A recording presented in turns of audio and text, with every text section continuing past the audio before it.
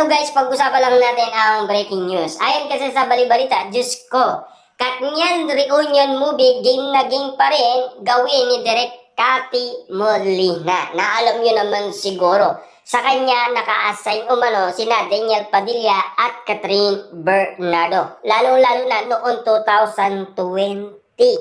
Dahil nasaksiyan natin na na-delay kasi dahil sa pandemic at lalong-lalo na nagkaroon sila ng iwalayan. Pero game na game pa rin si Direk Cathy na i-direct sina Daniel Padilla at Catherine Bernardo. Pero ayon kasi kay Direk, para mas naging professional pa sina Daniel Padilla at mas lalo pang gumagaling daw. Siyempre, nagmamature kasi, alam nyo naman siguro, dahil lumilitaw ang tunay na kagalingan nila dahil nagkaroon sila ng sariling idea at pananaw sa sarili. Kita nyo naman si Daniel Padilla, nakikitang nagbabago na.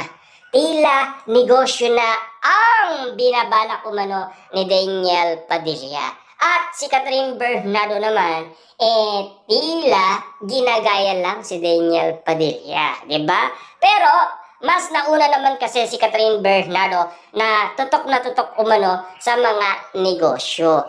Kasi tinuturuan siya ng kanyang pamilya, lalo-lalo na si Mami Min Bernardo. Kasi kung aalamin nyo lahat ng detalye kay Catherine Bernardo, awak ni Mami Min Bernardo lahat ng kinita ni Catherine Bernardo. Nang dahil nga naman kasi nasa tamang edad na sina Daniel Padilla at Catherine Bernardo, pinabayaan ng awakan na nila ang kanilang kinikita. At lalong-lalo na, nang dahil nga naman kasi nag-mature na si Catherine Bernardo, pinaliwanag ni Mami Min Bernardo ng tama lahat ng kinikita ni Catherine Bernardo. Simula nung una hanggang ngayon. Diba? Kita-kita nyo naman. At lalo-lalo na si Daniel Padilla. Natuto na rin siya. Kasi inaawakan niya na ang kanyang pera para mag-invest ng mga negosyo. Sa salukuyan niya, nag-aanap siya ng mga partnership at mga lupa na pwedeng mag-invest. Yan si Daniel Padilla.